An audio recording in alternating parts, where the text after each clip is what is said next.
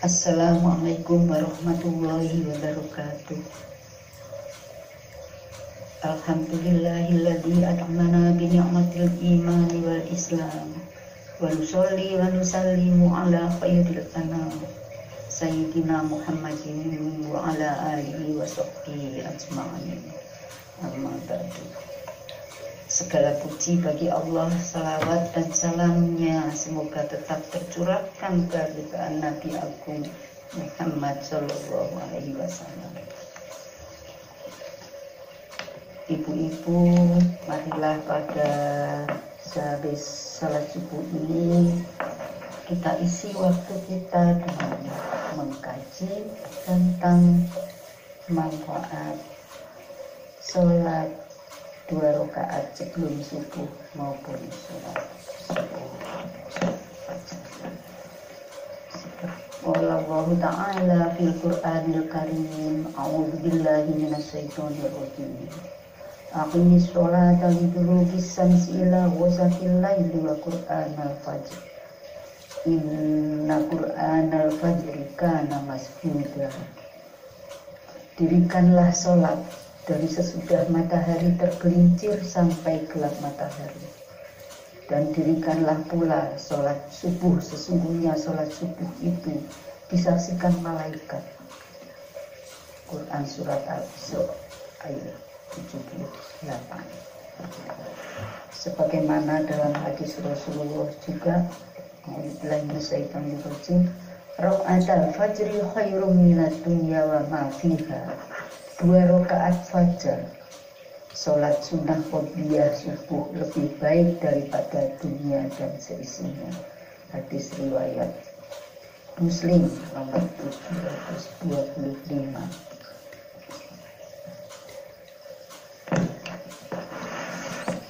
Jika keutamaan sholat sunnah fajar saja demikian adanya, bagaimana lagi dengan keutamaan sholat subuh itu sendiri? Dalam lafaz Aisyah mengenai 2 rakaat ketika terbit fajar, lahuma ahabbu ilayya minad dunya jami'an. 2 rakaat sholat sunnah fajar lebih kucintai dari dunia seluruhnya. Hadis riwayat Muslim nomor 725.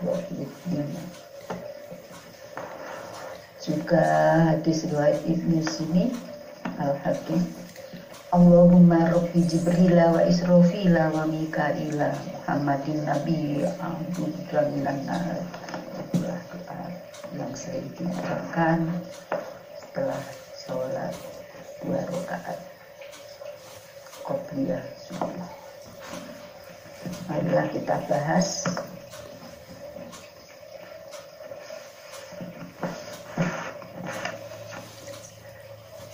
tentang keutamaan sholat subuh. Di antaranya yang jelas qobliyah subuh sudah keutamaannya sebagai dunia seisinya. Kita lihat dulu keutamaan sholat subuh, dilihat secara umum dan nanti juga dilihat dari segi kesehatan secara keseluruhan. Kenapa manfaatnya seperti itu? Kalau dilihat dari kesehatan nanti akan kami bahas. Yang pertama, keutamaan sholat subuh. Salah satu penyebab masuk surga. Man sholal bardaini dakhulal jannah. Barang siapa yang mengerjakan sholat bardain, subuh dan asar, maka dia akan masuk surga. Ini hadis riwayat Bukhari nomor 574 dan Muslim nomor 635. Yang kedua, salah satu penghalang masuk surga. Jadi keutamaannya salah satu penghalang masuk surga. La yalijun naro ahadum sholli qabla tulu'i syamsi wa qabla ghurubiha. Tidaklah akan masuk neraka orang yang melaksanakan sholat sebelum terbit matahari, yaitu sholat subuh, dan sholat sebelum tenggelamnya matahari, yaitu sholat asar. Hadis Muslim nomor 634. Yang ketiga, keutamaannya berada dalam jaminan Allah. Man shalla sholata subhi fahuwa fi dhimmatillahi fala yadbannakum illahi min dhimmatihi bisayyin fa annahu mal yadlubuhu min dhimmatihi bisayyin yudrikuhu thumma umbahu ala wajhihi binar jahannam.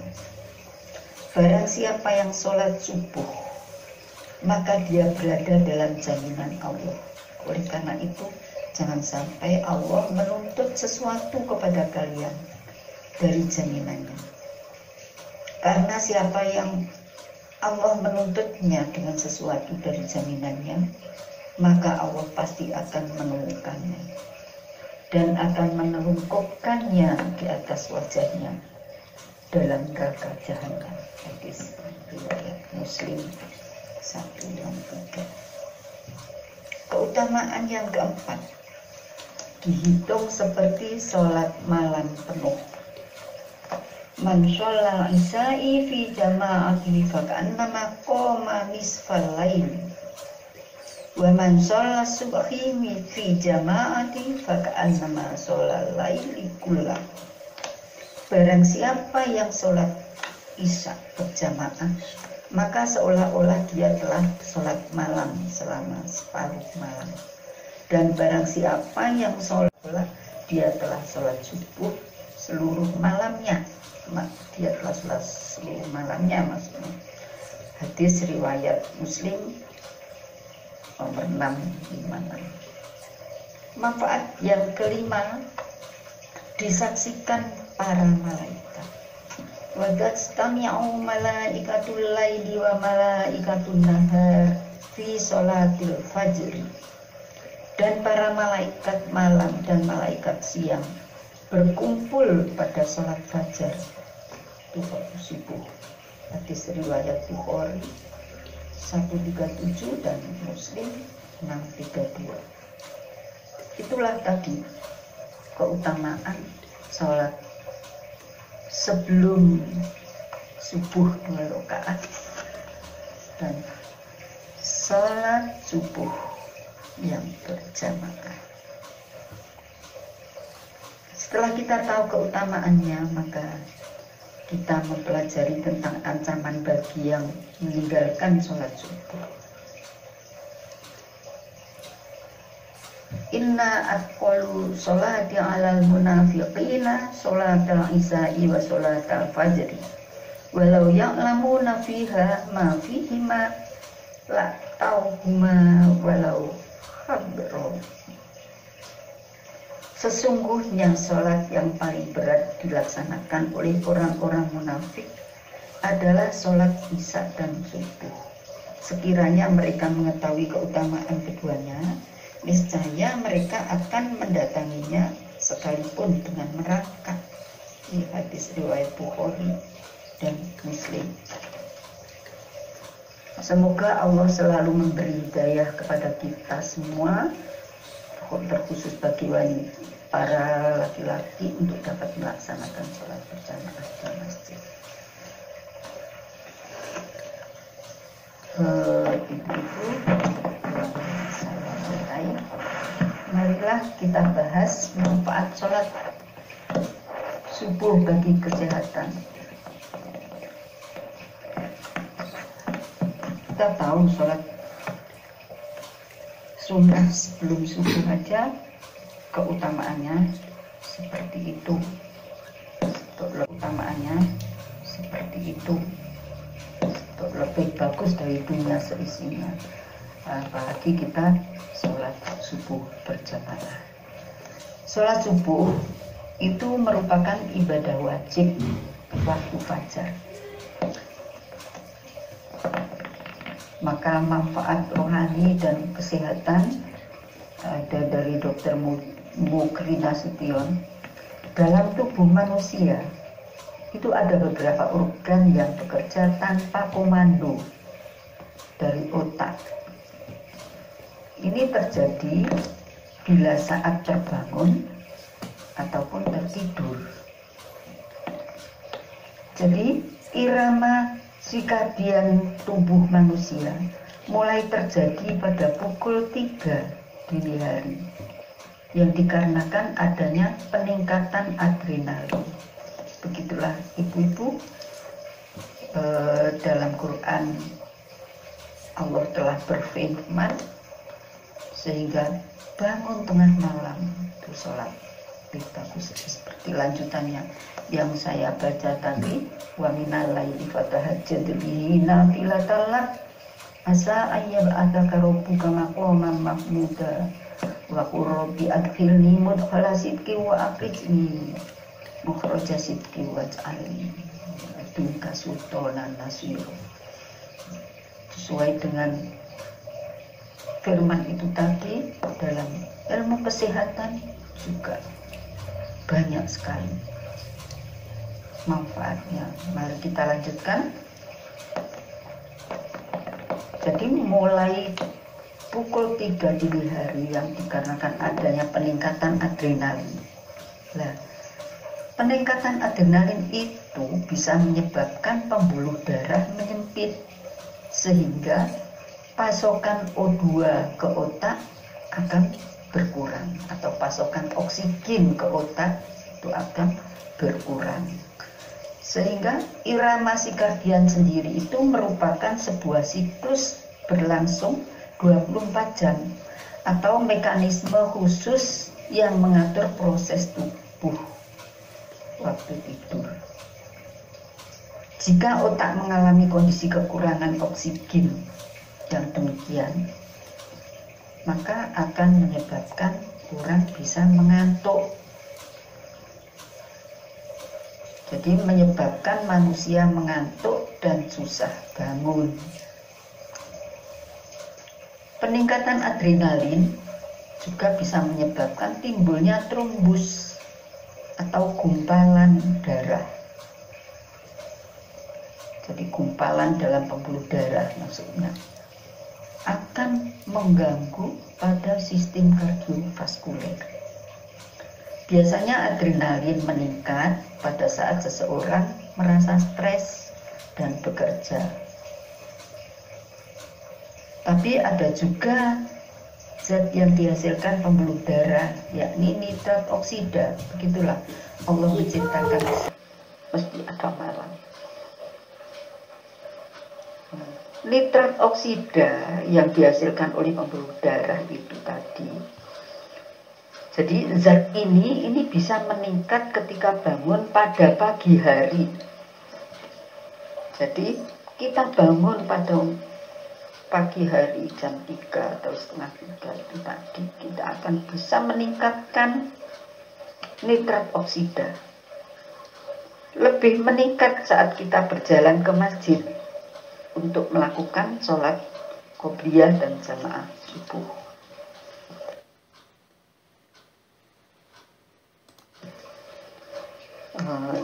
Ibu yang kami cintai, marilah kita lanjutkan kajian kita. Jadi apabila zat yang dihasilkan oleh pembuluh darah yang berupa nitrat oksida itu tadi meningkat, terutama saat kita berjalan ke masjid untuk melakukan sholat qobliyah dan jamaah subuh.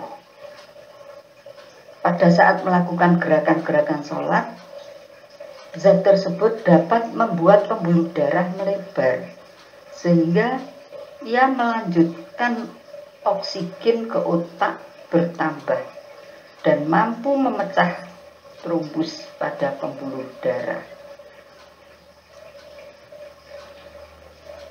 Jadi bisa memecah pembuluh darah yang trombus itu tadi.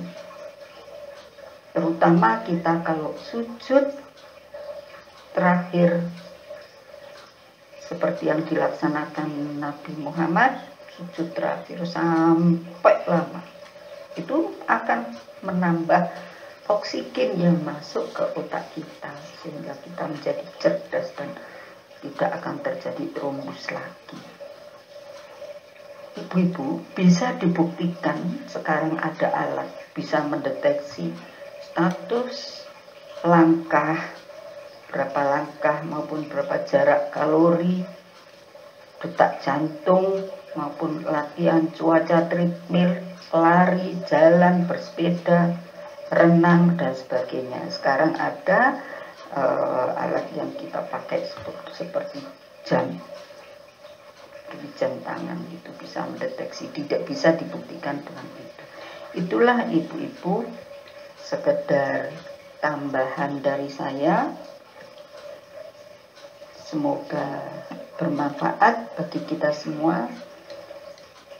Setelah tahu apa sih manfaatnya, dan nanti manfaatnya maksudnya sholat 2 rakaat sebelum subuh maupun sholat subuh kita berjamaah di masjid. Semoga kita semua diberi kesehatan sehingga bisa melaksanakan tersebut, dan corona segera lenyap sehingga aktivitas kita tidak terbatas. Kita prihatin sekali masjid ditutup karena adanya corona. Mudah-mudahan cepat hilang corona, mudah-mudahan Allah memusnahkan corona di sekitar kita, di Indonesia maupun di dunia.